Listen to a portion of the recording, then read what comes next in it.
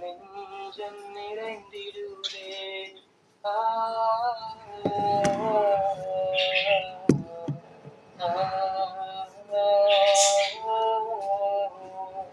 துன்புறும் வேளையில் துணை கரங்கள் துடித்திட சொல்கின்றாகுங்கள்.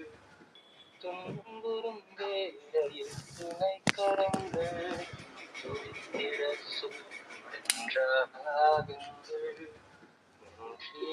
நெஞ்சம் நிறைந்திடுதே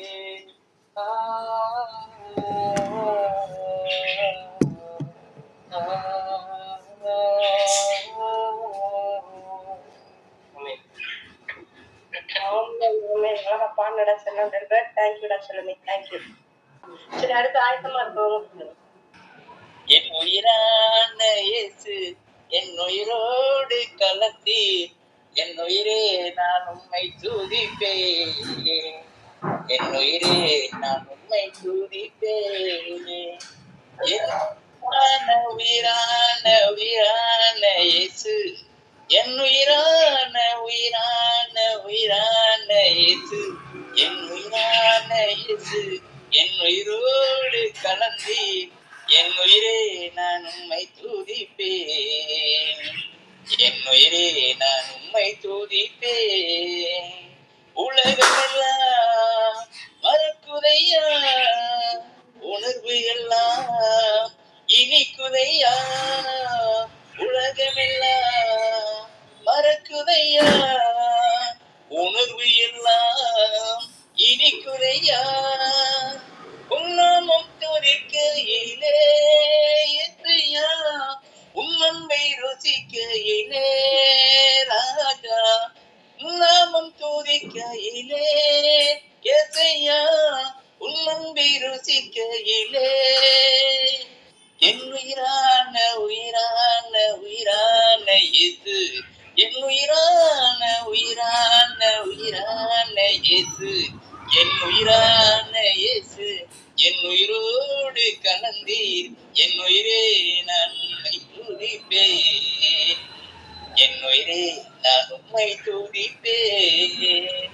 உம் திருநாமம் உலகத்திலே உயர்ந்த அடைக்கல அறந்தானே.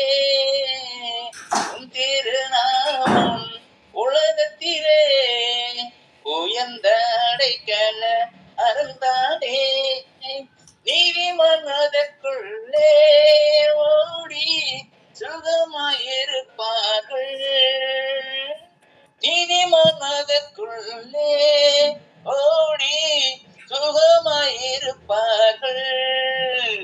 என் உயிரான உயிரான உயிரான இயேசு என் உயிரான உயிரான உயிரான இயேசு என் உயிரான இயேசு என் உயிரோடு கலந்தி என் உயிரே நான் உம்மை துதிப்பேன். என் உயிரே நான் உம்மை துதிப்பேன். உம் வசனம் உணவாகும், உடலுக்கெல்லாம் அது மருந்தாகும். உம் வசனம் எனக்கு உணவாகும், உடலுக்கெல்லாம் அது மருந்தாகும். இரவும் பகலும் ஐயா வசனம் தியானிக்கின்றேன். இரவும் பகலும் ஐயா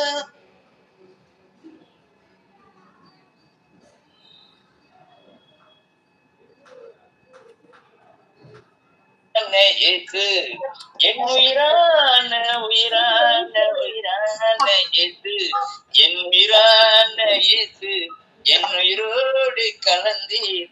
என் உயிரே நான் உம்மை துதிப்பேன். என் உயிரே நான் உம்மை துதிப்பேன்.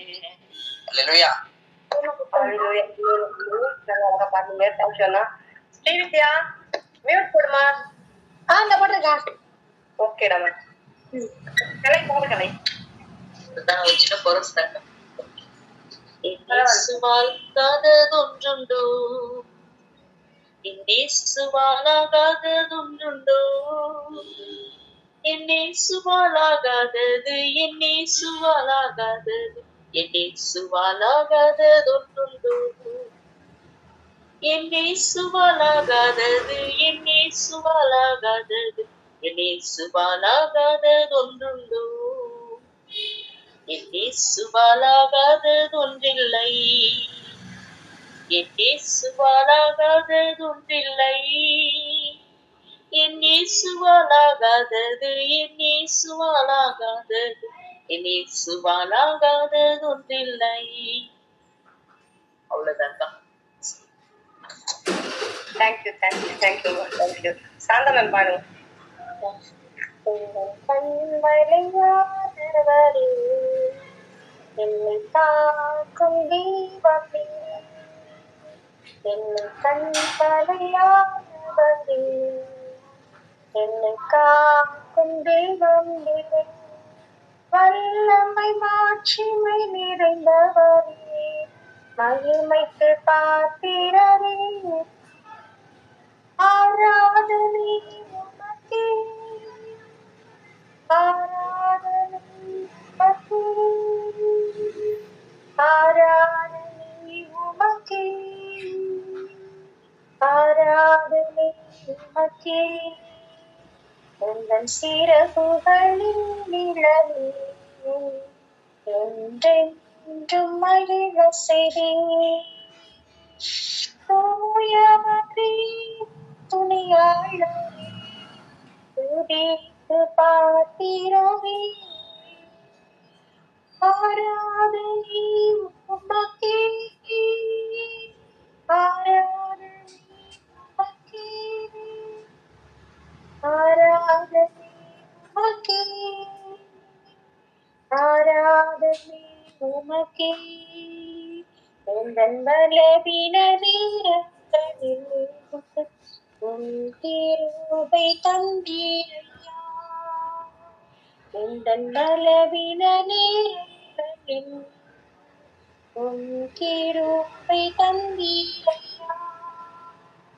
இயேசு ராஜா என் பலனானி, எதற்கும் பயமில்லை.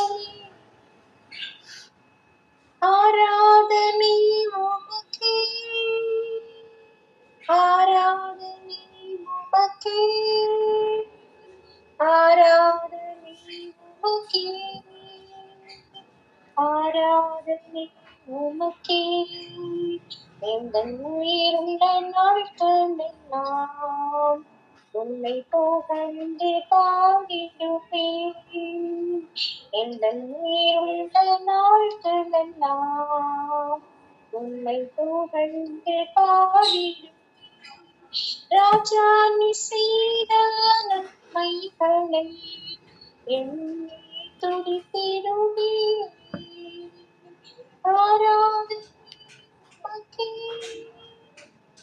ஆராதனை உமக்கே, ஆராதனை உமக்கே, ஆராதனை உமக்கே. ஸ்தோத்திரம். praise the Lord. ஆமென்.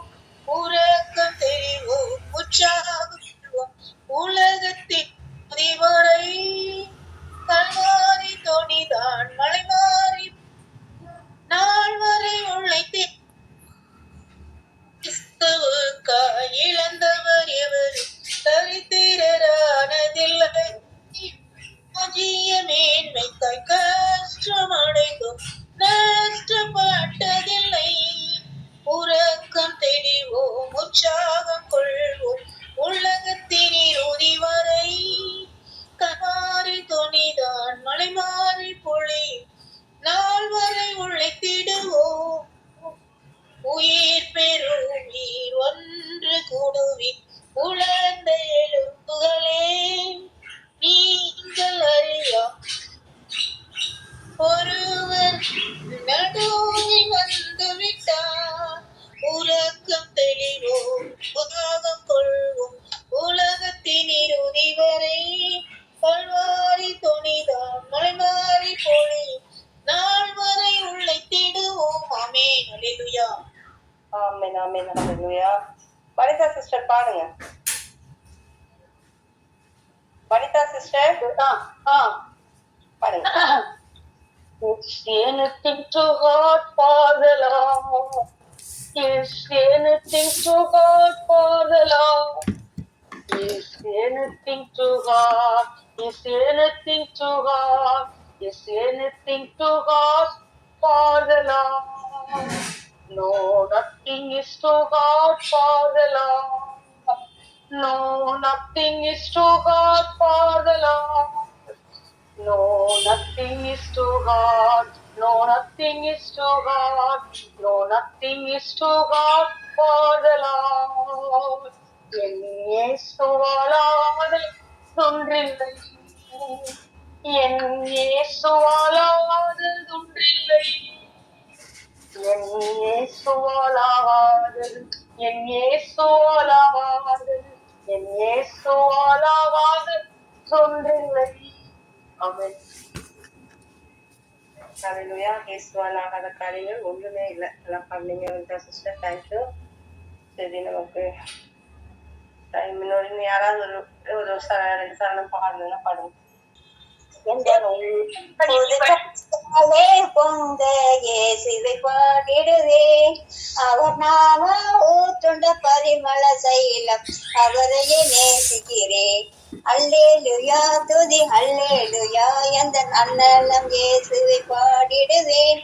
இத்தனை கிருபைகள் நித்தமும் அருளிய கர்த்தனை கொண்டாடுவேன். இத்தனை கிருபைகள் நித்தமும் அருளிய கர்த்தனை கொண்டாடுவேன். சென்ற காலம் முழுவது காத்தாதே, ஒரு சேதமும் அணுகாமல் சொந்தமாக சீர் பொழிந்தனக்கென்றும் சுகபலன் அளித்தாரே.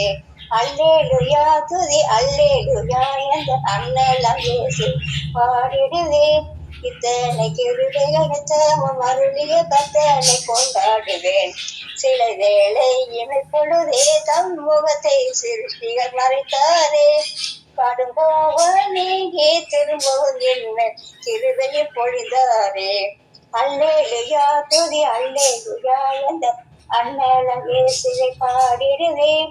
இத்தனை கிருபைகள் நித்தமும் அருளிய கர்த்தனை கொண்டாடுவேன். பஞ்சகாலம் பெருகிட நேர்ந்தாலும் தம் தஞ்சமானாரே. அங்கு இந்த நோய்கள் பரவி வந்தாலும் அடைக்கலம் அளித்தாரே. அல்லேலுயா துதி அல்லேலுயா, என்ற அண்ணலம் இயேசுவை பாடிடுவேன். இத்தனை கிருபைகள் அருளிய கர்த்தனை கொண்டாடுவேன். களிப்போடே நெருஞ்சமை சேர்த்திட என் கர்த்தரே வருவாரே. அவளோடு நாம் வானத்தை நோக்கி அனுதினம் காத்திருப்போம். அல்லேலுயா துதி அல்லேலுயா, என்ற அண்ணலம் இயேசு பாடிடுவேன். இத்தனை கிருபைகள் நித்தமும் அருளிய கர்த்தனை கொண்டாடுவேன். இத்தனை கிருபைகள் நித்தமும் அருளிய கர்த்தனை கொண்டாடுவேன். ஆமென். அல்லேலூயா. ஆமென். ஹalleluya. சற்று நேரம் நம்ம கடவுளை துதித்து ஆராதித்து அவருடைய சமூகத்துல அவருடைய நாமங்களை சொல்லி அவரை மகிமைப்படுத்துவோம். ஆமென். அல்லேலூயா. வேலையிலும் கூட கண்களை மூடி ஒரு 10 நிமிடங்கள் நம்ம ஆண்டவர் ஆராதிக்க போகிறோம். எல்லாரும் கண்களை மூடி ஆண்டவரை நோக்கி, பரிசுத்த ஆவியானவரை நோக்கி நம்ம பார்க்க போகிறோம். நம்முடைய இருதயத்தின் கடினமான சூழ்நிலைகள் எல்லாவற்றையும் ஒரு விஷயம் அவருடைய பாதத்துல நம்ம வைப்போமாங்க. ஆமென். அப்பா, என்னுடைய இருதயத்துல நான் இன்னைக்கு என்ன பண்ண போறேன், நாளைக்கு என்ன பண்ண போறேன், பினான்சியலா என்ன பண்ண போறேன், என்னுடைய பலவீனத்துல நான் என்ன பண்ண போறேன்னு எல்லாம் போட்டு நம்ம மைண்ட்ல நம்மளுடைய இருதயத்துல அநேக காரியங்கள் நம்ம போட்டிட்டு இருக்கலாம். ஆனா இந்த வேளையில நம்ம ஒரு விஷயம் எல்லாவற்றையும் அப்பா, நான் என்னுடைய இருதயத்தின் கடினமான காரியங்கள் எல்லாவற்றையும் உடைய பாதத்துல நான் வைக்கிறேன்ப்பா. நீர் அருளிய சொல்லி முடியாத ஈவுகளை நினைத்து நான் இப்ப ஸ்தோத்தரிக்க போகிறேன்ப்பா. நான் உயர்த்த போகிற தகப்பனே, ஒரு விஷயம் நீர் எங்களுக்குள்ள வாங்க ராஜா. ஒரு விஷயம் என்னுடைய சிந்தனைகளை கெடுக்கிற, என்னுடைய சிந்தனைகளை திசை திருப்புகிற எல்லா காரியத்தையும் அவருடைய பாதத்துல வைப்போமா. எல்லாரும் வாய்களை திறந்து சொல்லுங்க. அப்பா, எல்லாத்தையும் உம்முடைய பாதத்துல நான் வைக்கிறேன் ராஜா.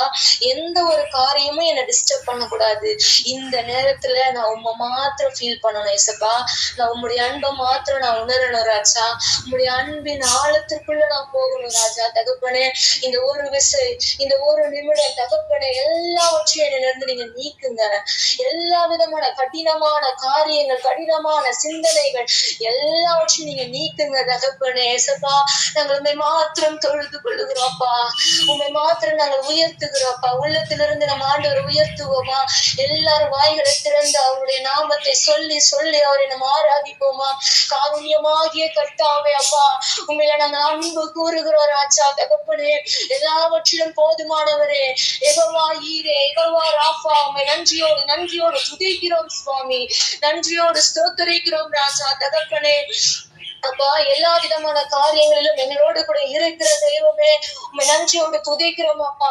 அப்பா, வான மண்டலங்களில் அப்பா உண்மை சுற்றிலும் தூதர்கள் உண்மை துதித்து கொண்டிருந்தாலும் பாவியாகிய எங்கள் அப்பா துதியை அப்பா நீ நேசிக்கிற தெய்வமா இருக்கிறது தகப்பனே.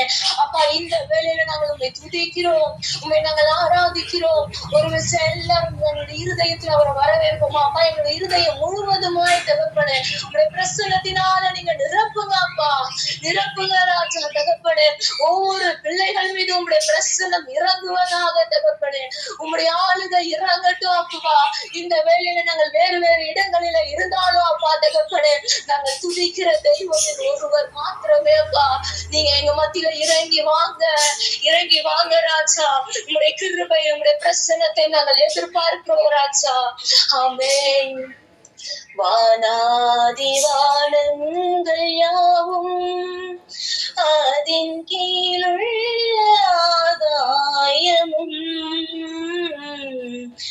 வானாதி வானங்கள் யாவும் அதின் கீழுள்ள ஆகாயமும், பூமியில் காண்கின்ற யாவும் கர்த்தாவை போற்றுமே. அடங்கா ஸ்தோத்திரம் தேவா என்றென்றும் நான் பாடுவேன். அடங்கா ஸ்தோத்திரம் தேவா என்றென்றும் நான் பாடுவேன். இந்நாள் வரை என் வாழ்வே, இந்நாள் வரை என் வாழ்விலே நீர் செய்த நன்மைக்கே. அவர் இந்நாள் வரையில நம்மளுடைய வாழ்க்கையில செய்த நன்மைகளை நினைத்து அடங்கா ஸ்தோத்திரம் தேவா என்றென்றும் நான் பாடுவேன். இந்நாள் வரை என் வாழ்விலே, இந்நாள் வரை என் வாழ்விலே நீர் செய்த நன்மைக்கே, நீர் செய்த நன்மைக்கே. ஆமென். அப்பா, நீர் எங்களுக்கு செய்த ஒவ்வொரு நன்மைகளுக்காக எங்களுடைய உள்ளத்தின் ஆழத்திலிருந்து நாங்கள் உங்களுக்கு நன்றி செலுத்துகிறோம்ப்பா, நன்றி செலுத்துகிறோம் ராஜா. தகப்பனே அப்பா, நாங்கள் உண்மை போற்றுகிறோம்ப்பா, போற்றுகிறோம் ராஜா. இந்த வேளையில உங்களுடைய பரிசுத்த ஆவியானவர் நீர் எங்கள் மத்தியில இறங்கி வந்திருக்கிற கிருபைகளுக்காக உமக்கு நாங்கள் நன்றி செலுத்துகிறோம். யாரெல்லாம் அதை உணர்றீங்க, யாரெல்லாம் அதை உள்ளத்துல நீங்க ஃபீல் பண்றீங்க அப்பா, உமக்கு நன்றி ராஜா. எங்களுடைய உள்ளத்துல நீங்க இறங்கி வந்திருக்கிறீரே அப்பா, உமக்கு நன்றி செலுத்துகிறோம் ராஜா, நன்றி செலுத்துகிறோம் அப்பா. நன்றி நன்றி நன்றி நன்றி தகப்பனே. எல்லாரும் கரங்களை தட்டி அப்பா உமக்கு நன்றி ராஜா. எங்கள் மத்தியில நீங்க இறங்கி வந்திருக்கிறீரப்பா, உமக்கு நன்றி செலுத்துகிறேன் ராஜா, நன்றி செலுத்துகிறப்பா. ஒரு விசையாயப்பா எங்களை மூடி மறைத்துக் கொள்ளுங்க. வெண்மையானவர் அப்பா, மேக ஸ்தம்பமாக, ஊற்று தண்ணீராக தகப்பனே, ஒரு ஜீவ நதியாக தகப்பனே. ஹல்லேலூயா. எங்கள் மத்தியில நீங்க இறங்கி வந்திருக்கிறீரப்பா, உமக்கு நன்றி செலுத்துகிறோம். அந்த ஆனந்த தைலத்தின் நிமித்தம் அப்பா இப்பொழுதே ஒவ்வொரு பிள்ளைகள் மத்தியிலும் நீங்க இறங்குங்க அப்பா, இறங்குங்க ராஜா. ஒவ்வொரு பிள்ளைகளுக்கும் ஒரு விடுதலையை நீங்க கொடுங்க தகப்பனே. அப்பா உண்மை நோக்கி கூப்பிட்டு கொண்டிருக்கிற, உண்மை நோக்கி துதித்து கொண்டிருக்கிற ஒவ்வொரு பிள்ளைகளுடைய வாழ்க்கையிலும் ஒரு பெரிய மாற்றத்தை நீங்க கட்டளையிடுங்க ராஜா. ஹல்லேலூயா. அப்பா நாங்கள் உண்மை துதிக்கிறோம் ராஜா, உண்மை நாங்கள் துதிக்கிறோம் அப்பா. மழையாக எங்க மத்தியில நீங்க பொழிந்தருளுங்க அப்பா. ஆமென். பனி போல பெய்யும் பரிசுத்தரே, மழையாக பொழியும் ஆவியே. பனி போல பெய்யும் பரிசுத்தரே, மழையாக பொழியும் ஆவியே. ஆவியே, ஆவியே, மழையாக பொழியும் ஆவியே. ஆவியே, ஆவியே, மழையாக பொழியும் ஆவியே. விண்மையானவரே,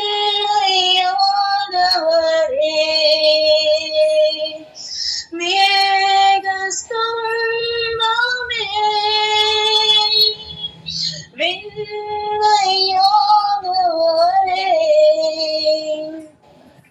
மேக ஸ்தம்பமே, ஊற்று தண்ணீர் ஜீவனாதே, ஊற்று தண்ணீர் ஜீவனாதே, ஆனந்த தைலமே, எங்க ஆனந்த தைலமே. பனி போல பெய்யும் பரிசுத்தரே, மழையாக பொழியும் ஆவியே. பனி போல பெய்யும் பரிசுத்தரே, மழையாக பொழியும் ஆவியே. ஆவியானவரே அப்பா உமக்கு நன்றி ராஜா, நன்றி தகப்பனே. ஒரு பனியை போல நீர் எங்கள் மத்தியில இறங்கி வந்திருக்கிற கிருபைகளுக்காய் உமக்கு நாங்கள் நன்றி செலுத்துகிறோம். வருகின்ற ஒவ்வொரு நாட்களிலும் தகப்பனே உங்களுடைய கரம் எங்களை வழிநடத்த போற கிருபைகளுக்காய் உமக்கு நாங்கள் நன்றி செலுத்துகிறோம் அப்பா.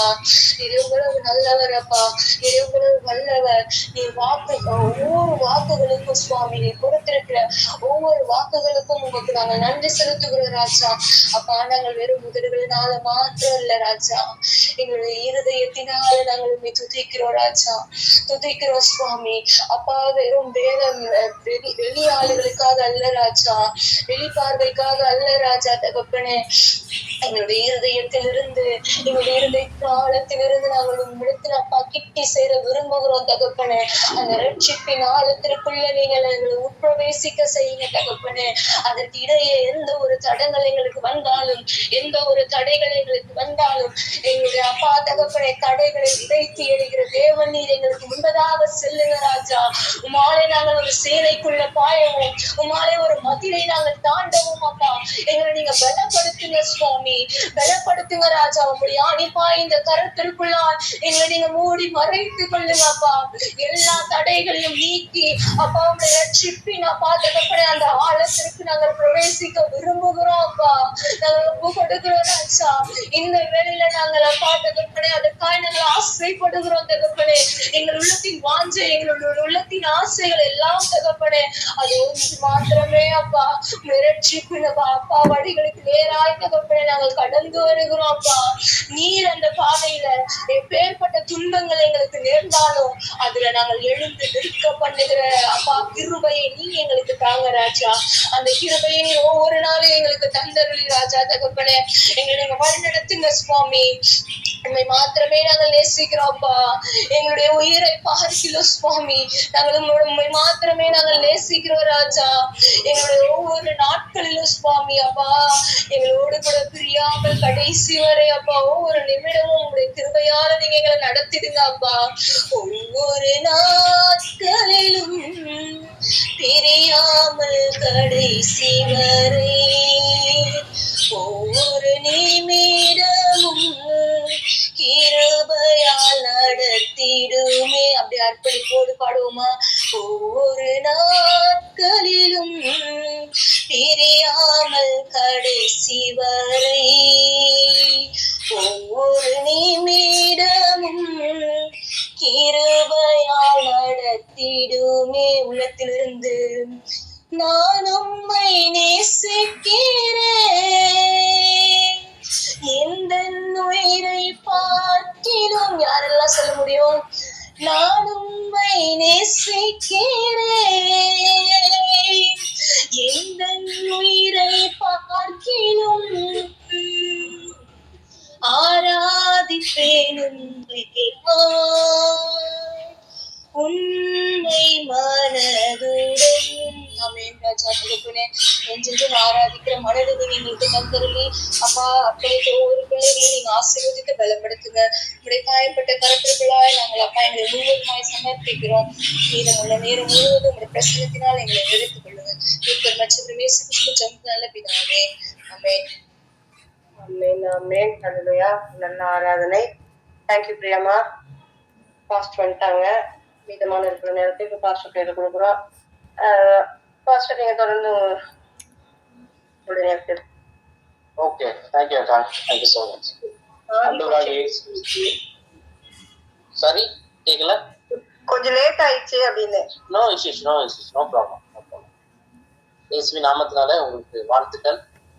இந்த குழுவில் இணைந்திருக்கிற ஒவ்வொருவரையும் நான் வாழ்த்துகிறேன், வரவேற்கிறேன். நாம் ஒவ்வொரு செவ்வாய்க்கிழமையும் நாம் எல்லாரும் அறிந்திருக்கிறபடி சீசத்துவமாய் இயேசு கிறிஸ்துவை ஏற்றுக்கொண்டு ரட்சிக்கப்பட்டு ஞானஸ்தானம் எடுத்து ஆண்டவருடைய பிள்ளைகளாய் நாம் இருந்து இன்னும் ஆண்டவருக்காக எதையாவது செய்ய வேண்டும், அவருடைய அறிகிற அறிவினாலே அல்லது அவருடைய அன்புக்கு ஏதாவது நன்றி கடன் படணும்னு சொல்லி நம்ம ஒவ்வொரு நாளும் நம்முடைய வாழ்க்கையை ஒப்பு கொடுக்கிறோம். நம்முடைய வாழ்க்கைய ஊழியர்களிலே நாம் ஈடுபடுத்திக் கொள்கிறோம். அப்படிப்பட்ட நிலையில் உள்ள மற்றவருடைய பிள்ளைகளுக்காக இந்த பாடத்திட்டம் நடத்தப்படுகிறது.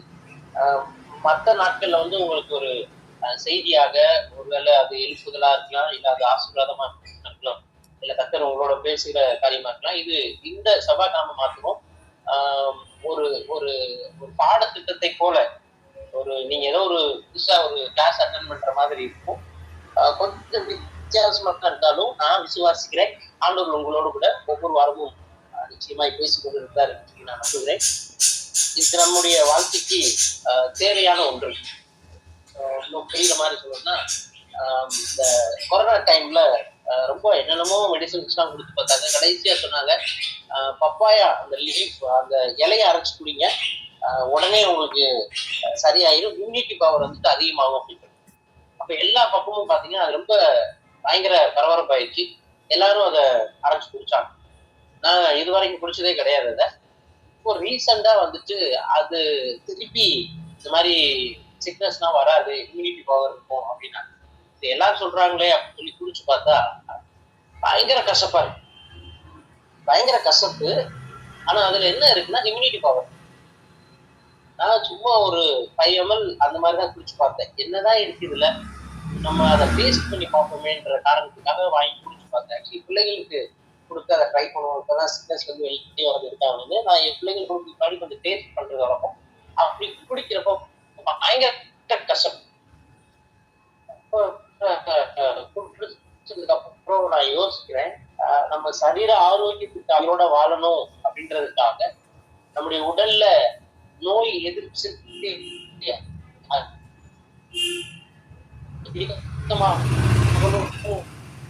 அப்படின்றதுக்காக எவ்வளவு கஷ்டமா இருந்தாலும் நமக்கு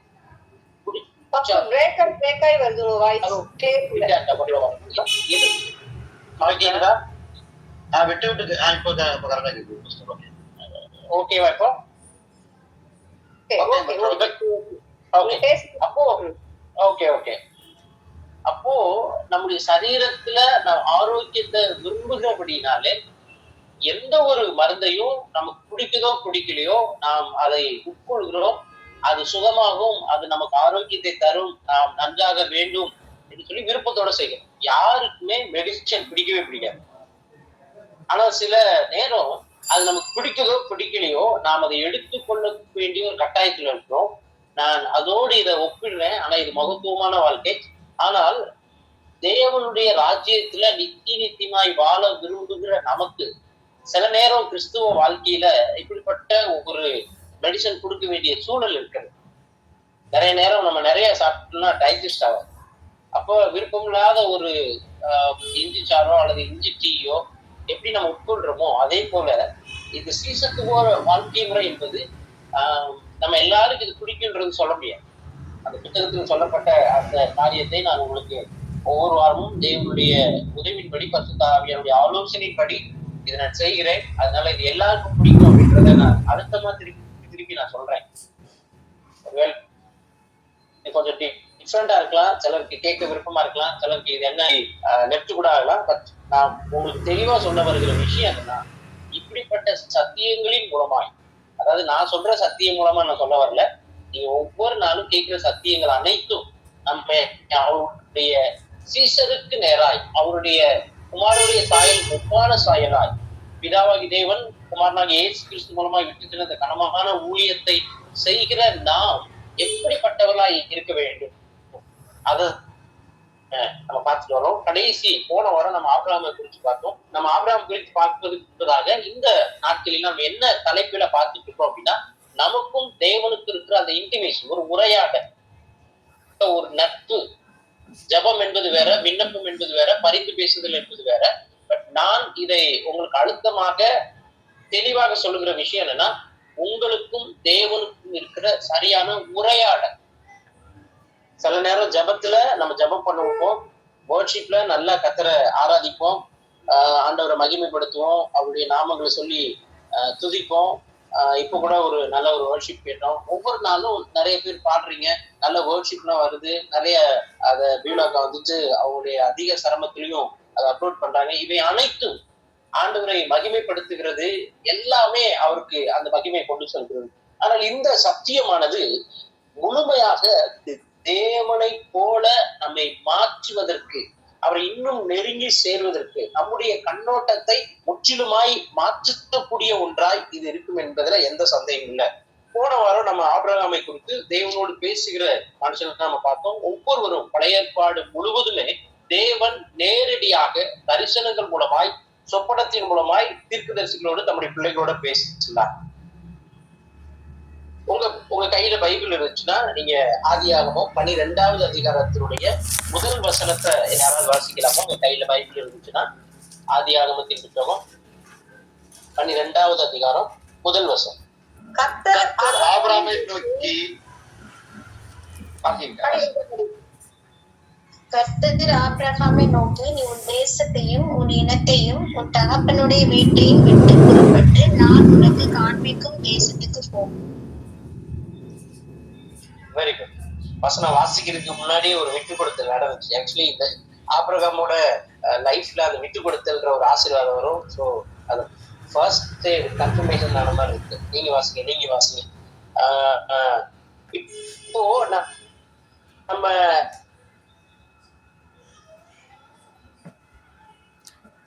அல்லது நம்ம வாசித்த இந்த வசனம் அநேக முறை நம்ம வாசிச்சிருப்போம், இந்த சம்பவத்தை கேட்டிருப்போம், பல முறை நீங்க பிரசங்கம் பண்ணிருப்பீங்க.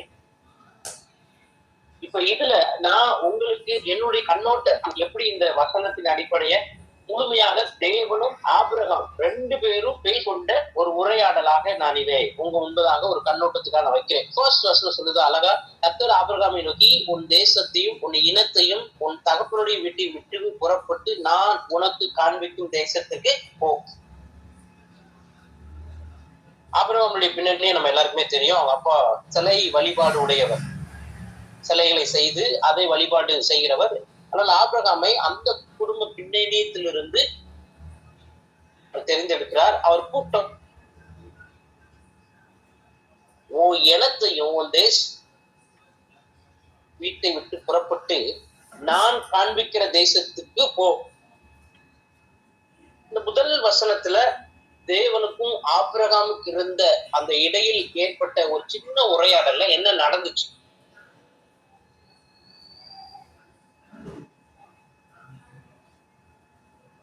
யாராவது சொல்ல முடியுமா? என்ன நடந்துச்சு? ஆபிரகாம் கீழ்ப்படிந்தான் கடவுள் சொன்னது. ஃபர்ஸ்ட் வேர்டு நமக்கு ரொம்ப தெளிவா இருக்கு. யாரோடு தேவன் பேச விரும்புகிறார் என்றால் கீழ்ப்படுகிற அல்லது கீழ்ப்படுகிற இருதயம் உடைய அவருடைய தரிசனத்தை அல்லது அவருடைய திட்டத்தை நிறைவேற்றினோடு அவர் பேச ஆரம்பிக்கிறார்.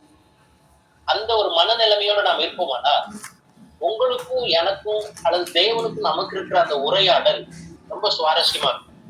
ஆண்டுக்கு தெரியும் நம்ம கீழ்ப்படிய மாட்டோம்னு தெரியும், நம்ம அவர் சொல்றதை கேட்க மாட்டோம்ன்றதும் தெரியும், சொல்றதுக்கு வேறு விதமா போவோம்னு தெரியும். ஆனா டோட்டலா ரொம்ப டிஃப்ரெண்டான ஆள் யாருன்னா தாபரம்.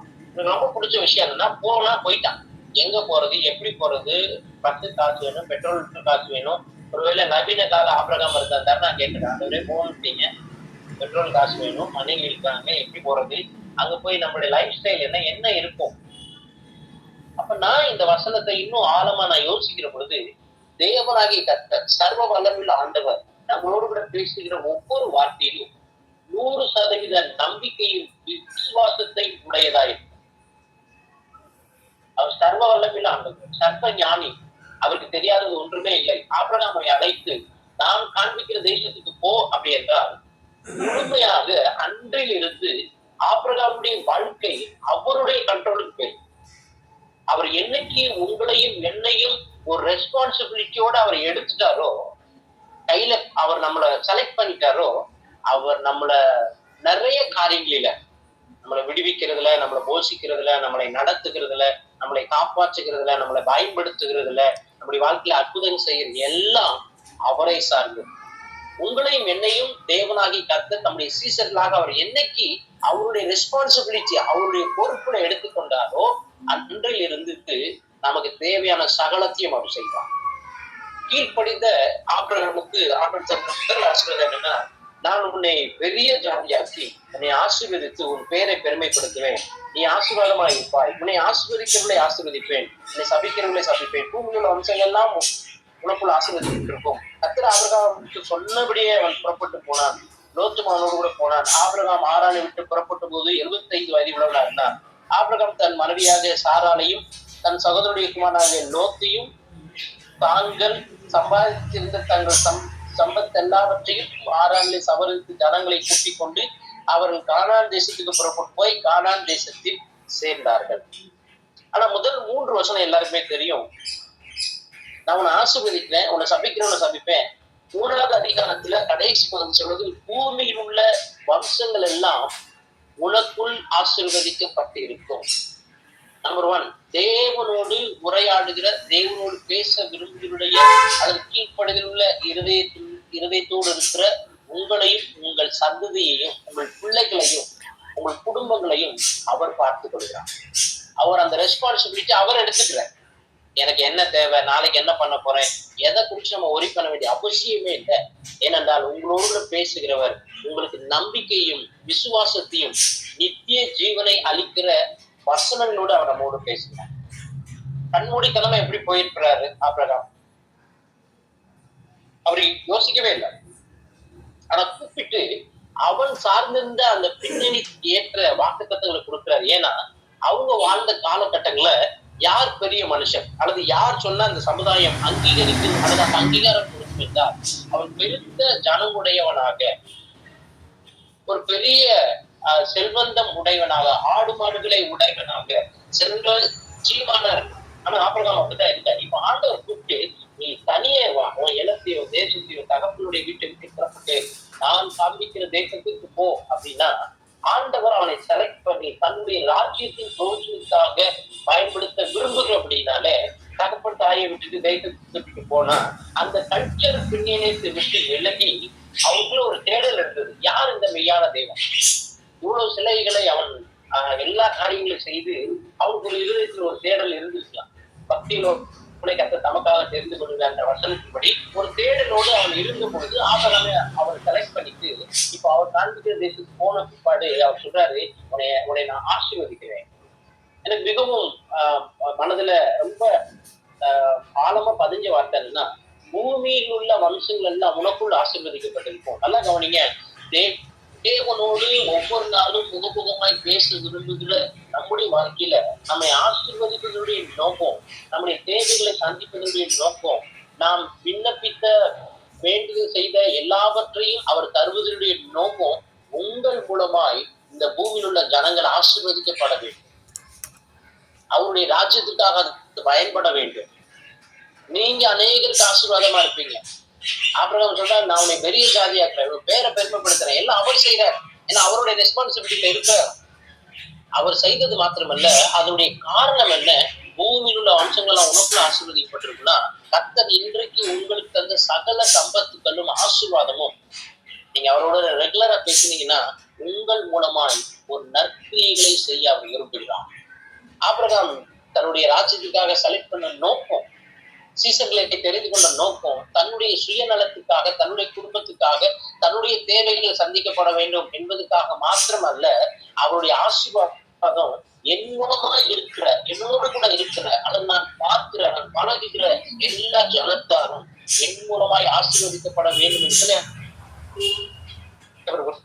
என்று தேவன் ஒரு மனிதனோடு பேச, ஒரு உறவு வைத்துக் கொள்ள, அவர்கள் ரெண்டு பேரும் சம்பாஷணை செய்து கொள்ள விரும்புகிற பொழுது உலக பிரகாரமான ஆசீர்வாதங்கள் அல்லது உலக பிரகாரமான தேவைகள், உலக பிரகாரமான காரியம் அவருக்கும் ஆபிரகாமுக்கு இருக்கிற உறவை தடை செய்யக்கூடாது என்பதற்காக பாஸ்டர் அதை கொடுக்குறாரு. இன்னைக்கு நிறைய டீச்சிங்ஸ் நம்ம கேட்கிறோம், நிறைய சத்தியங்கள் ஓடிட்டு இருக்கு. நம்ம தமிழ்நாட்டுல ஆண்டவர் ஏக்கர் கணக்குலதான் நிலத்தை தருவாரு, என்னென்னமோ சத்தியங்கள் போகுது. ஆனால் ஆபிரகாமை அழைத்து அவர் சொன்ன வாக்கு தத்துவம் இன்றைக்கு அது வேற விதமாக நமக்கு போதிக்கப்படுகிறது. நல்லா புரிஞ்சுக்கோங்க.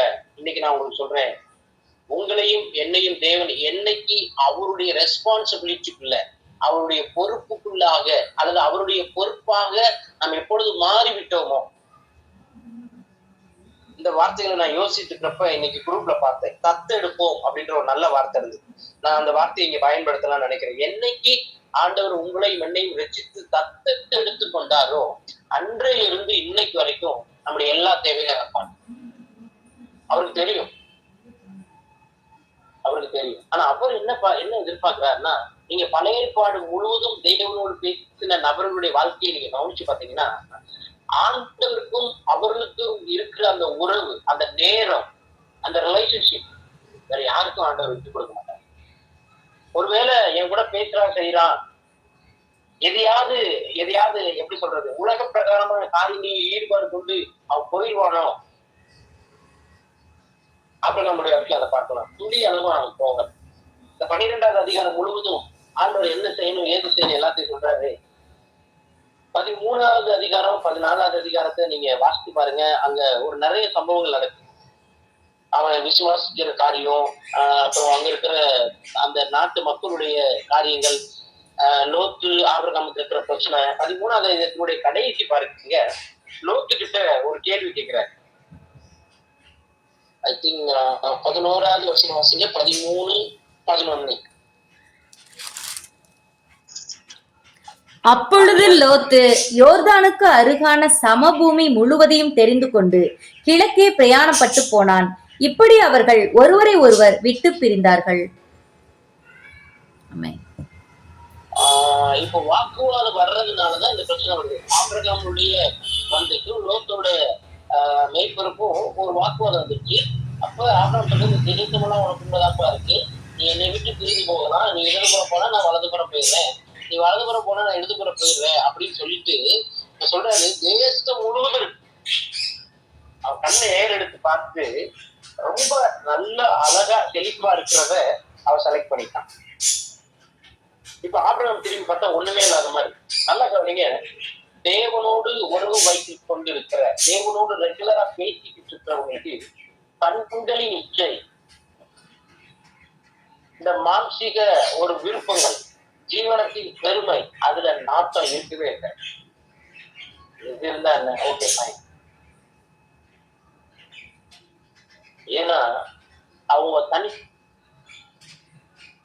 விட தேவனோடு மகா உன்னதமான தேவன் சர்வ வல்லமுள்ள ஆண்டவரோடு பேசுகிறதை போல இந்த உலகத்துல மேன்மை வேற எதுவுமே கிடையாது. இந்த அறிவு, இந்த புத்தி தெளிவு அவருடைய பிள்ளைகளா இருக்கிற அவருடைய ஊழியத்தை செய்கிற அவருக்கு சீசர்களாய் மாற விரும்புகிற நமக்கு இருந்துச்சுன்னா எந்த இடத்துலயும் நீங்க எதையுமே எக்ஸ்பெக்ட் பண்ணவே மாட்டீங்க. உலக பிரகாரமான அன்பா இருக்கலாம், ஏத்தி நிறைய சொல்லிட்டே போலாம், நேரம் இல்லாதனால நான் வாங்கிட்டு வர்றேன். தேவனோடு நெருங்கி உறவு வைத்திருக்கிற கண்களை ஏறெடுத்து பார்த்து கண்களுக்கு இச்சிக்கிற அழகுள்ள அல்லது கண்களை கவரக்கூடிய எதுனாலே அவங்க நாட்டது. ஆபிரகாம் என்ன பிளான் பண்றான், என்ன டிசைட் பண்றான்னு சொல்லி ஏசப்பா வெயிட் பண்ணி பார்த்துட்டே இருக்காங்க. அதுல 13வது வசனம் வாசிங்க. சோதோமின் ஜனங்கள் பொல்லாதவர்களும் கர்த்தருக்கு முன்பாக மகா பாவிகளுமாய் இருந்தார்கள். அதுவாங்க பாஸ்டர். 12:13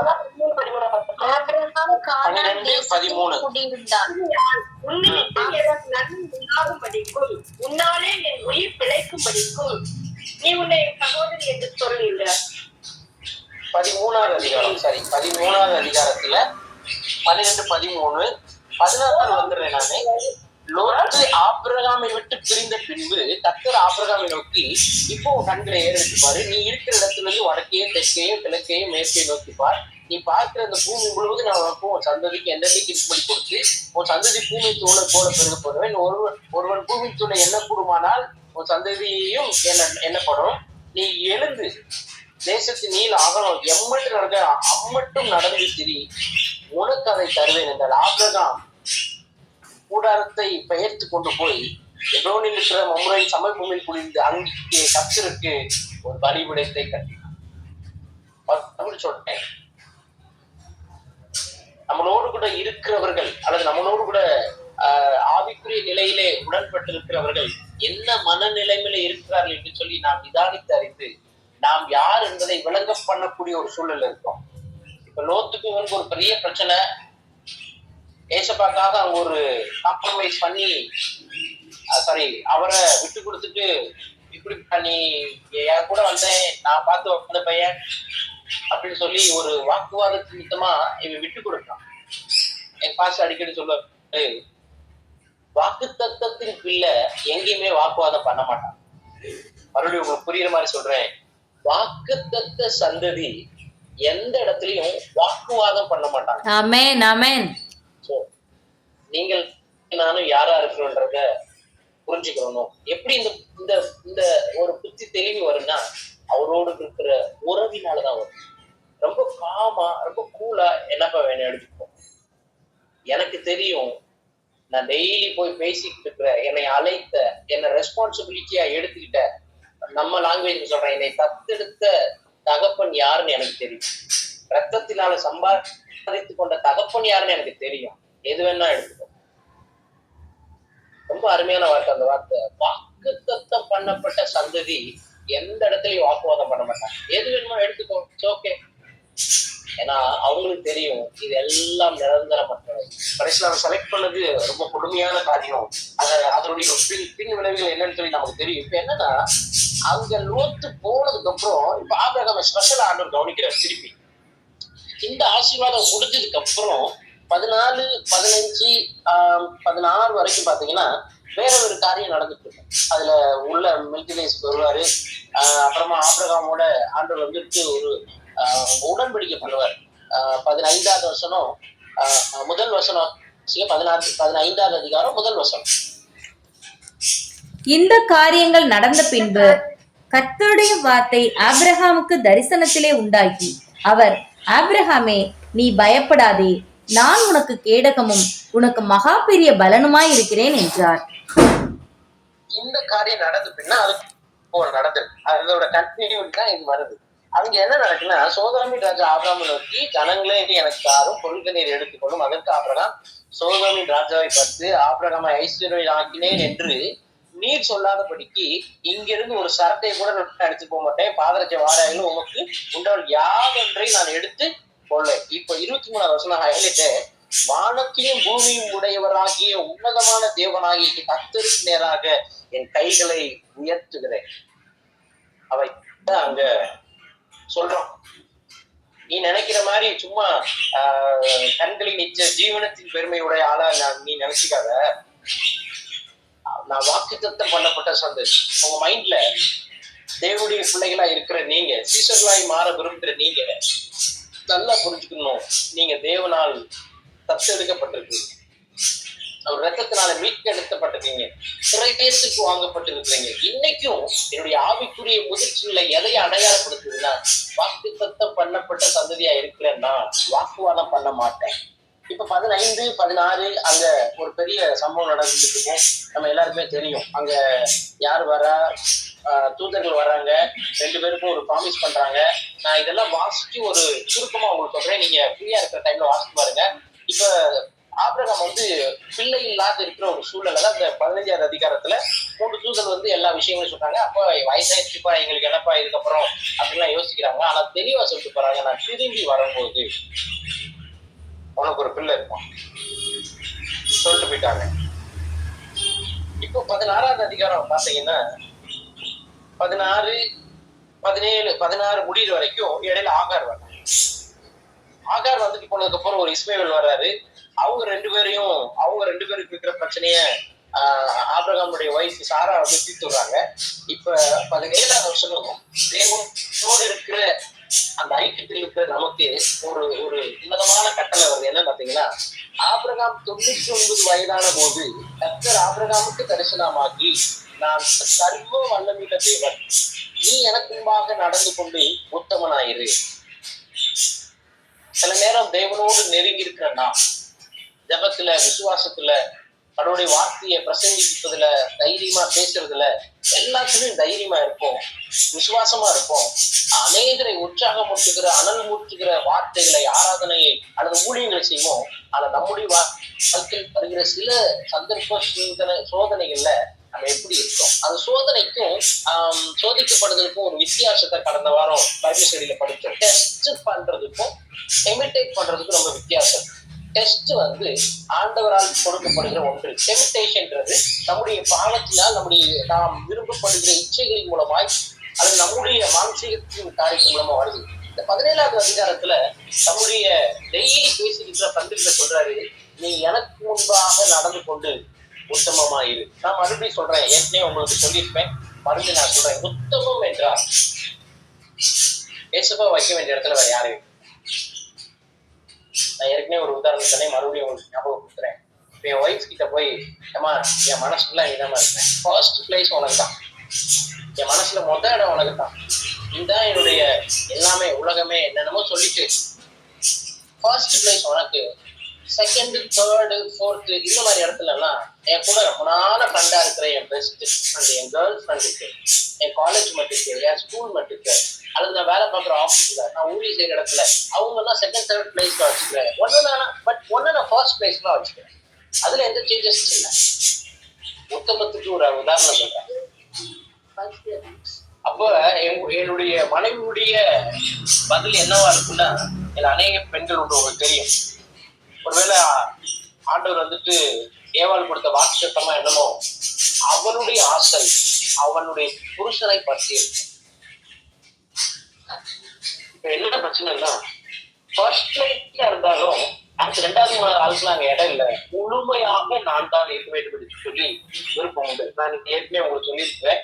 அதே போல ஆண்டவரை வைக்க வேண்டிய இடத்துல அவருக்கு கொடுக்க வேண்டிய அந்த ஸ்தானத்தை, அந்த அந்த அந்த ஒரு பொசிஷனை வேற யாருக்கு கொடுக்கூடாது. இதுக்கு பேர் தான் உத்தமம் அப்படின்றாங்க. நான் ஏற்கனவே உங்ககிட்ட 2 கேள்வி கேட்டேன். வேதத்துல உத்தமமா இருந்த 2 கேள்வி யாருக்காவது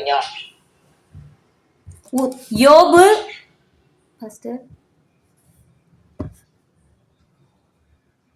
வேற ஒருத்தர்,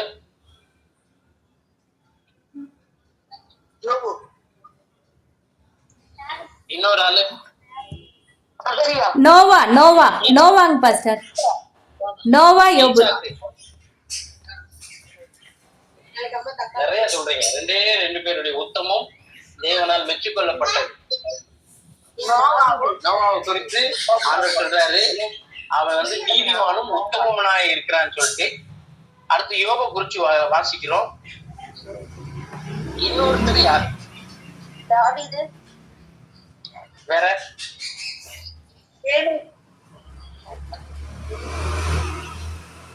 சொல்றது எல்லாமே பெண்கள். ஆனா நான் சொல்ல இடன்ல இருக்கிற ஆன்சர் வந்து ஒரு பெண்.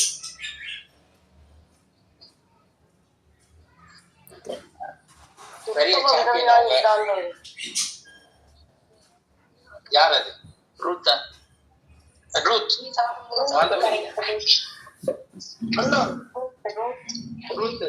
ரூத் அழகான ஒரு பேர் உண்டு. அதை நான் சொன்னா அப்புறம் டைம் ரொம்ப பேரும். உத்தமமா இருந்தான். அவ இருந்த சூழல் அப்படி. ஆனா உத்தமன்றது ஏன் வேதத்துல அந்த இந்த வசனத்தோட நான் ரிலேட் பண்றேன். உத்தமனா இருந்தா ஆபிரகாமோட கண்ணு ஏசுபா தவிர வேற யாரையும் பார்க்க முடியாது. சீசனா இருக்க விரும்புகிற, ஏசப்பாவுடைய முழுமையான நன்மைகளை ஆசீர்வாதங்களை பெற விரும்புகிற உங்களுடைய கண்ணு, என்னுடைய கண்ணு ஏசப்பாவோட முகத்தை தவிர வேற எந்த முகத்திடத்துல, எந்த கரத்திலிடத்துல இருந்தோம், எந்த மனுஷனிடத்துல இருந்தோம், எந்த எதிர்பார்ப்பு இருக்கக்கூடாதுன்னு சொல்லி அவரை விரும்புகிறார். அதான் தாவீது அனுபவிச்சதுக்கான வேலைக்காரன் தன் எஜமான் கையை நோக்கி இருப்பா, வேலைக்காரியின் கண்ட தன் எஜமாட்டி கையை நோக்கிட்டான எங்களுக்கும் எங்கள் தேவனாகி கர்த்தர் எங்களுக்கு இரக்கம் செய்யும் வரைக்கும் எங்க கண்கள் உங்களை தான். தேவனோடு நெருங்கி பழகுல ஒவ்வொருவருக்கும் அவருடைய முகத்தை தவிர வேற எந்த மனுஷனத்துல இருந்தோம், வேற எந்த இடத்துல எதிர்பார்ப்பு ஒன்று இருக்கவே இல்லை. ஆபிரகாம் கொஞ்சம் இருப்பாங்க. ஏன் இவ்வளவு டெல்லி ஆகுது? 75 வயசுல ஆண்டவர் வாக்குத்தத்தம் கொடுத்தாரு. 100வது வயசுலதான் ஆண்டவர் வந்து குழந்தை தர. உங்களுக்கு ஒரு கொஸ்டின் வைக்கிறேன், நெக்ஸ்ட் வீக் வரும்போது அதுக்கு நீங்க ஆன்சர் பண்ணுங்க. ஏன் ஆண்டவர் இந்த 25 ஆண்டுகள் அவனை காத்திருக்க பண்ணினான்? அவரால் செய்ய முடியாததா? சொல்லிட்டு போறாரு, நீ என்னமா சிரிக்கிற? என்னால செய்ய முடியாது நினைக்கிறா? தேவனால் ஆகாத காரியம் நினைக்கிறியா? இல்ல நான் சிரிக்கல, இல்ல நான் வந்து என்னோட நான் என்ன எப்படி இருக்குன்றது உங்களுக்கு தெரியுமான்னு தெரியல அப்படின்னு நினைச்சு இவங்க சிரிக்கிறாங்க. நீ வெளியில இருந்து சொல்ற, நான் இருக்கிற சிச்சுவேஷன் வேற, அதை நினைச்சு எனக்கு திருப்பி வரும். என் வீட்டுக்கார வேற வயசாயிருச்சு, என் நிலைமை எனக்கு தான் தெரியும். ஆனா அப்படிப்பட்ட ஒரு வாக்குத்தத்தை ஆணித்தரமான வசனங்களை வார்த்தைகளுடைய இவர்கள் ஏன் 25 ஆண்டுகள் காத்திருக்க வேண்டிய நிலை வந்தது? ஆனால் ஆண்டவர் தெளிவா சொல்லிட்டார், நீ எத்தனை பிள்ளை உனக்கு பிறந்தாருட்டா, நான் உனக்கு வாக்குத்தத்தம் பண்ணப்பட்ட பிள்ளைதான் உனக்கு பிள்ளையா இருக்கு. அதுல எந்த மாற்றம் இல்லை. ஆனா வேதத்திலே ஆபிரகாமுடைய விசுவாச தடுமாற்றம் தேவன் செய்வதற்காக இவ்வளவு காலதாமதம் முழுமையாக ஆபிரகாமால 25 வருஷம் காத்துக்க முடியுது. ஒருவேளை எத்தனை பேருக்கு அந்த பதில் தெரியும் தெரியல, அந்த வேத சம்பவங்கள் தெரியும் தெரியல, ஒருவேளை புதுசா இருக்கு, இல்ல புதிய நூதன உபதேசமா இருக்குன்னு நினைக்காதீங்க. பைபிள் உள்ளதான் நான் சொல்றேன். 25 ஆண்டுகள் அவர் காத்திருக்க வேண்டிய அவசியம் இல்லை. அங்க ஒரு கீழ்ப்படியாமையோ அல்லது ஒரு அவனால முழுமையா நம்ப முடியாத ஒரு சூழலை தாண்டி அவன் வர்றான். ஏன்னா சுற்றியில் இருக்கிறவருடைய தொந்தரவு, மனைவியுடைய தொந்தரவு. இப்ப ஆபிரகாம் பேசிட்டு வந்ததுக்கு அப்புறம், ஐயா எனக்கு தான் குழந்தை இல்லை, இந்தா ஆகாரம் வச்சுக்கோ, அப்படியாச்சும் எனக்கு ஒரு குழந்தை கிடைக்கட்டும். இவங்கதான் அந்த ஏற்பாடு பண்ணிவிடுறாங்க. குழந்தை கிடைச்சதுக்கு இருந்தா நீயே திருப்பி துரத்தி விடுறாரு. ஆபிரகாம் என்ன பாடுபட்டு போற தெரியல, திருப்பி துரத்தி விடுறாரு. இப்படிப்பட்ட சம்பவங்கள் மூலமாய் ஆபிரகாம் தேவன் தனக்கு வாக்குத்தத்தம் பண்ணதை பெற்றுக் கொள்வதற்கு 25 ஆண்டுகள் ஆகிவிட்டு. ஏன்? நம்பர் 2, ஆபிரகாமுக்கு எத்தனை மனைவிகள்? 3 மனைவிகள். 3 மனைவிகள். ஆகார், கேத்துரால், கேத்துராலு, ஆகாரு, அவ்வளவுதான் இருக்காங்களா? சரி, அடுத்த வாரம் நீங்க அதை பதில கண்டுபிடிக்க. ஆதியாகமத்துல தான் இருக்கு. ஏன் அப்படின்னா, சில நேரம் நாம் தேவனோடு பேசுகிறவங்களா இருந்தாலும், சில நேரம் நாம் தேவனோடு நெருங்கி உறவுகள் இருந்தாலும், அவருடைய வார்த்தையை நாம் முழுமையாக நம்பக்கூடாத ஒரு சூழல் நாம் தள்ளப்படுவோம். இது எல்லாம் தாண்டி முற்றிலுமாய் பயிற்றுவிக்கப்பட்ட பிற்பாடுதான் விசுவாச தகப்பனாக ஆபிரகாம் இங்க பெயர் பெறுகிறார். அதுக்கு நிறைய இடையில இந்த வாக்குத்தத்தம் பண்ணப்பட்டதை பெற்றுக்கொள்றதுக்குள்ளார அவனுக்கு இருக்கிற பிரச்சனைகள் எக்கச்சக்கமா இருக்கு, ஏராளமா இருக்கு. ஆனா எனக்கு ரொம்ப பிடிச்ச என்னன்னா, அததான் ஆண்டவர் எச்சரிக்கை சொல்றாரு 17ல, உத்தமனா இருக்கு. உன் மைண்ட், உன் சிந்தனை, உன் இருதயம் என் முகத்தை மட்டும் தான் பார்க்கணும். ஒருவரிடத்திலிருந்து, வேற ஒரு முகத்திலிருந்து, வேற ஒரு நபரிடத்திலிருந்து எதிர்பார்க்க வைக்காது. உத்தமன்றதுக்கு சரியான வார்த்தை அதுதான். என் மனைவிதான் எனக்கு மனைவி. பாக்குறதுக்கு அழகா இருக்கிற, ஐயோ இவங்க இருந்துதான் நல்லா இருக்குமே, பாக்குறவங்க எல்லாம் மனைவி ஆக்கி பாக்குறதுக்கு பேர் உத்தமம் கிடையாது. ஒரு மணவாளனுக்கு ஒரு மணவாட்டி, அந்த உன்னதமான தேவனுக்கு மனவாட்டியாக நம்மை நியமித்திருக்கிறதுக்கு காரணம் நாம் அவருக்கு உண்பதாக உத்தமமா இருக்கு. இந்த வார்த்தை ரொம்ப ரொம்ப சென்சிட்டிவான வார்த்தை. தேவனை ஏசப்பாக்கு ரொம்ப பிடிச்ச வார்த்தை.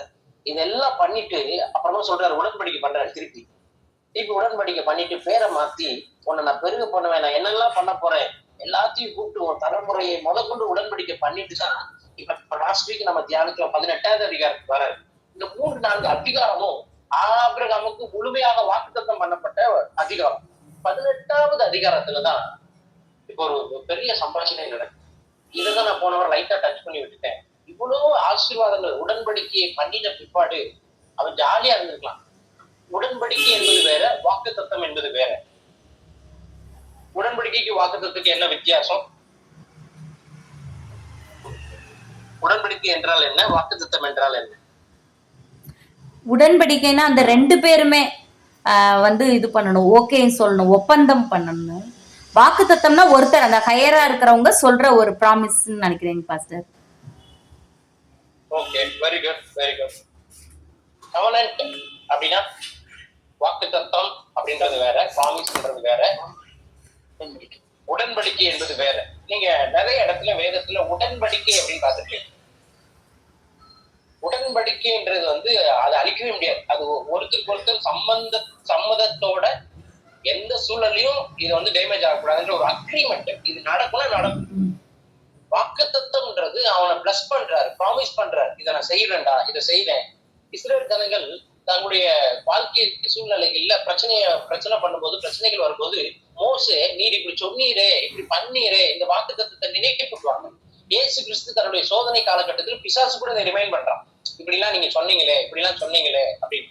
ஆனா கவர்னன்ட், உடன்படிக்கைன்றது உங்களுக்கும் தேவனுக்கும் இடையே ஏற்பட்ட ஒரு ஒப்பந்தம். இப்போ இவ்வளவு ஒரு ஆணித்தரமான ஆசீர்வாதங்களை பெற்ற பிற்பாடு, அதைதான் நான் போன வாரம் சொன்னேன், ஆசீர்வதிக்கிறவருடைய அந்த கையை பார்க்கல, அவன் உண்மையான நண்பனா இருந்த அப்படின்னால முகத்தை பார்க்கலாம். இப்போதான் ஆபிரகாமுடைய லைஃப்ல ஒரு சேஞ்சஸ் ஆகுது.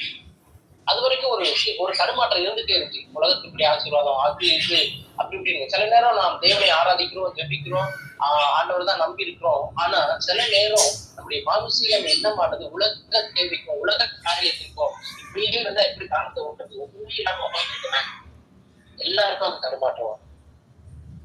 ஆனால் இப்போதான் ஆபிரகாம் சுதாரிச்சு ஆண்டவருடைய முகத்தை பார்க்கணும். இது வரைக்கும் நமக்கு தேவையான எல்லாவற்றையும் அவர் ப்ராமிஸ் பண்ணிட்டே வர்றாரு, உடன்படிக்கை பண்ணிட்டு வர்றாரு. இப்போதான் ஆபிரகாம் அவருடைய பர்பஸ்க்கு என்ன நோக்கத்துக்கு செலக்ட் பண்ணாரோ அதை புரிஞ்சு இப்ப அவர் முகத்தை பார்க்கலாம். அப்பதான் ஏதோ சம் சேஞ்சஸ் தெரியுது. அதுவே அப்படின்னு கேட்கிறப்பதான் இந்த ஜனத்தினுடைய பாவம், அவங்களுடைய செயல்பாடுகளை என்ன ரொம்ப வேதனைப்படுத்துது, நான் அதை அழிக்கப்படுன்னு சொல்றப்பதான் ஆபிரகாம் சொல்றாரு, ஆண்டவரே நீதிமானோட சேர்த்து பாவிகளோட சேர்த்து நீதிமான அழிச்சிருக்கீங்களா, தீயவர்களை நல்லவங்களோட சேர்த்து தீயவர்களை அழிக்கிறதுன்னு சொல்லிட்டு நல்லவங்களே அழிச்சிருக்கீங்களா அப்படின்னு சொல்லிட்டு ஒரு ஒரு பயங்கரமான ஒரு ஜெபம் நடந்துச்சு. 2-3 மொழி பெயர்ப்புல நான் பார்த்தேன். ஆண்டவர் பேசி முடிச்சு அவரோட வேலையா போயிட்டாரு. ஆபிரகாம் அதுக்கு பின்னாடிதான் வர்றாரு.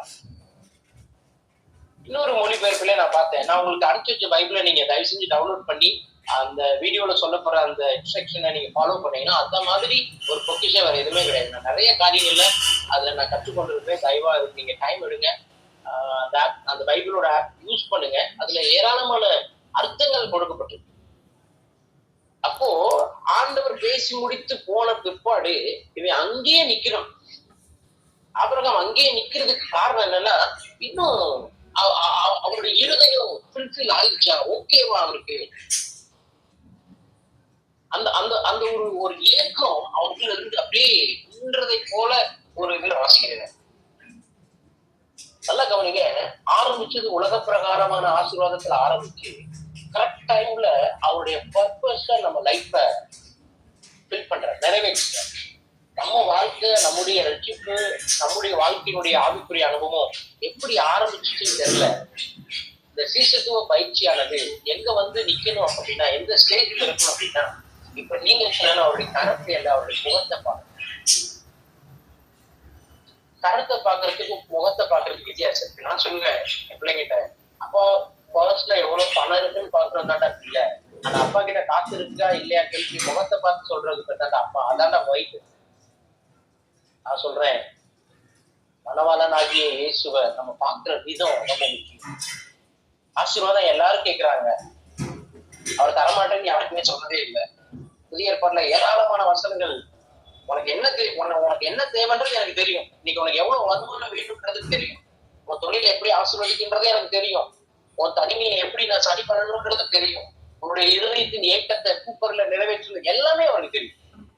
ஆனா அவர் என்ன ஏக்கத்துல என்ன பாக்குறாருன்னா, என்ன ஏன் தலைப்பினாருன்னா, என்ன ஏன் ரத்த எடுத்தாருன்னா, ஏன் அவருடைய ரெஸ்பான்சிபிலிட்டிக்குள்ள எனக்குள்ள வச்சுட்டாருன்னா, அவருடைய நோக்கத்தை நிறைவேற்று, அவருக்காக ஒருத்தர் நிக்கணும்ன்றதுதான். அவர் என்ன செய்ய நினைக்கிறாரோ அது ஏன் மூலமா செய்யணும்னு நினைக்கிறதுனாலதான் அவர் என்ன தலைப்பு வைக்கிறார். நான் சொல்றேன், இந்த ஆபிரகாமுடைய வாழ்க்கையில ஒரு 3 விதமான காரியங்களை கற்றுக்கணும். ஒன்று கீழ்ப்படிவு,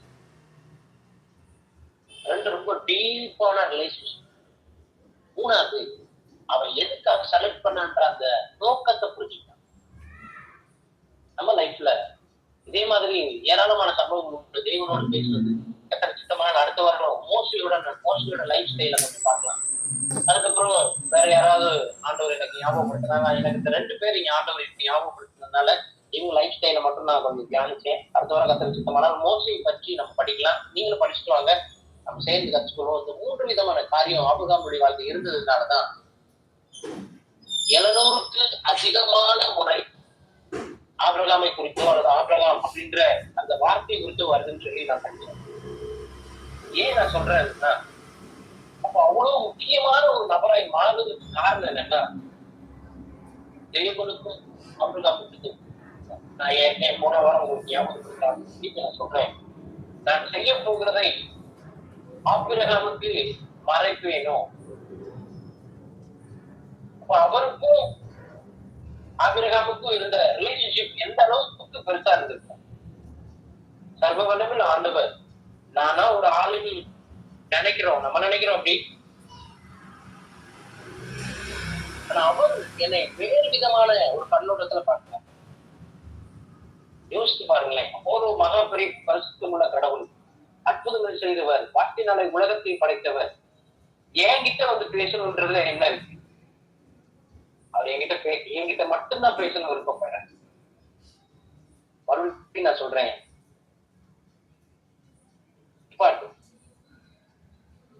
நம்முடைய ஒரு ஏக்கம் அவருடைய உறவை தவிர வேற எதுவும் இருக்கக்கூடாது. இந்த உலகத்துக்கு தேவையான அல்லது இந்த உலக பிரகாரமான காரியங்கள் எனக்கு என்ன தேவைன்னு சொல்லி அவரால் தர முடியும்.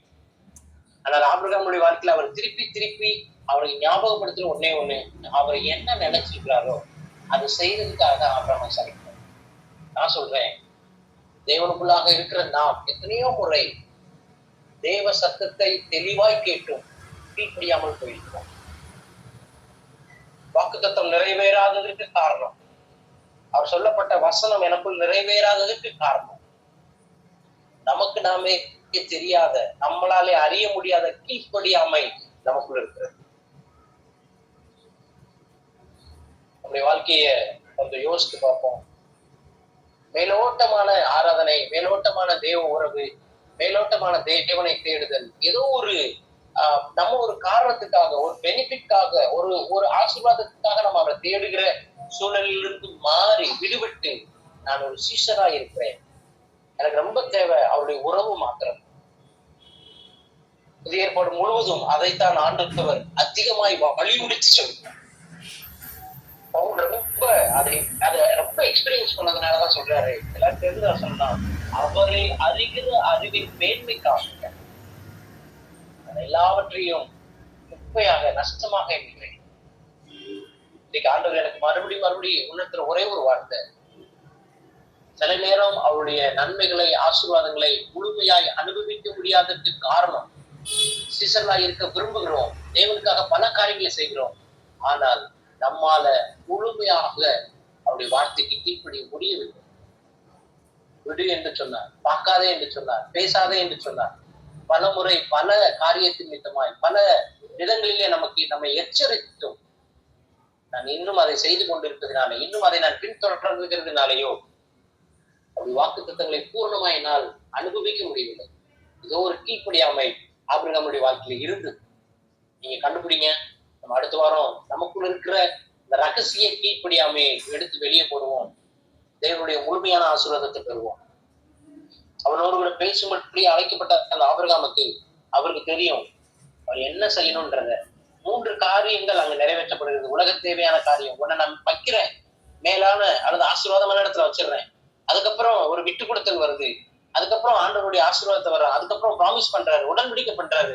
அதுக்கப்புறம் உத்தமமா இருக்க சொல்றாரு. கீழ்ப்படிதல் ஆரம்பித்தது எவ்வளவு ப்ராசஸ்ல போகுது பாருங்க. இந்த ஆபிரகாமுடைய பேர் தான் கடைசி எபிரேயர் ஆக்கியன் வரைக்கும் அவ்வளவு தூரம் பேசப்படுவதற்கு காரணம்.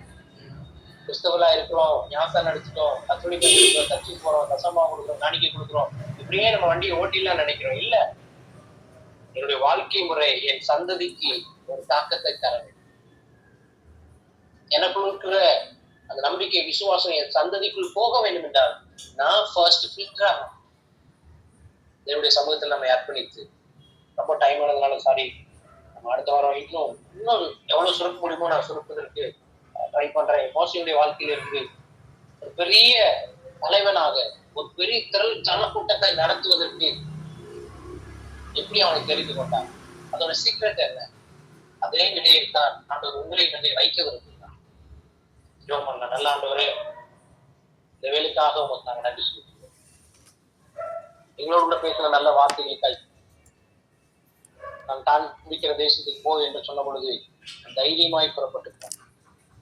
இன்றைக்கும் எங்களோடு கூட வசனங்கள் மூலமாய், செய்திகள் மூலமாய், அல்லது அநேக கிறிஸ்தவ நண்பர்கள் மூலமாய் திரும்ப திரும்ப எங்களோடு கூட பேசிக் கொண்டிருக்கிறேன். ஆண்டவரே, உங்களை தேடுகிற காரியங்களில, ஆலயத்துக்கு போகிற காரியங்களில, ஊழியம் செய்கிற காரியங்களில, குடும்பத்தை விசாரிக்கிற காரியங்களில, ஏதோ ஒன்றுல உங்களுடைய சத்தத்தை திரும்ப திரும்ப கேட்டு கடினப்படுத்துகிறோம். கீழ்ப்படுவதை போல கீழ்ப்படியாமல் நாங்கள் இருக்கிறோம். கணவனுக்கு செய்ய வேண்டிய கடமைகளை, மனைவிக்கு செய்ய வேண்டிய கடமைகளை, பிள்ளைகளுக்கு செய்ய வேண்டிய கடமைகளை ஏதோ ஒரு காரியத்தில் நாங்கள் உங்களை துக்கப்படுத்துகிறோம் என்பதை தெளிவாய் அறிந்து கொள்கிறோம். இன்றைக்கு இரவில் எங்களோடு பேசும் நல்ல வசனங்களுக்கு ஆட்சி கொள்கிறோம். உமக்கு உண்பதாக நாங்கள் உத்தமமாய் இருக்க எங்களுக்கு உதவி செய்யும். உங்களுடைய முகத்தை மாத்திரம் பார்க்க எங்களுக்கு உதவி செய்யும். நீர்தான் ஆண்டவரை எங்கள் முழுமையான எதிர்பார்ப்பு. எங்கள் கண்கள் வேறொரு நபரிடத்துல அல்ல, வேறொரு இடத்திலிருந்து அல்ல. எங்களுக்கு சகல ஆறுதலும், நன்மையும், மகிழ்ச்சியும், சந்தோஷமும் உம்மிடத்திலிருந்து தான் வருகிறது என்று சொல்லி எங்கள் கண்களை உண்மையை நோக்கி கொண்டு விட்டு சொல்லி எங்களை விட்டு கொடுத்து சொல்லிக்கிறோம். எங்கள் முற்பிதாக்களா இருக்கிற ஆபிரகாமுடைய வாழ்க்கையில் இன்றைக்கு நாங்கள் கற்றுக்கொண்ட நல்ல வசனங்களுக்காக, நல்ல ஆண்டவரே செயல்களுக்கு ஆயிட்டோம். எங்க வாழ்க்கையில சீசலா இருக்க விரும்புகிற எங்களுக்கு அதை நாங்கள் பிரோஜனப்படுத்திக் கொள்ள இதை எங்களுக்கு உதவி செய்யும்படியா நாங்கள் சொல்லிக்கிறோம். ஒரு சத்தத்தை தெளிவாக்கி இருக்கிறோம். அதற்கு கீழ்ப்படிந்து உள்ள இருதயத்தோடு வாழை இயேசுவின் நாமத்தில் ஜெபிக்கிறோம் என்று நல்ல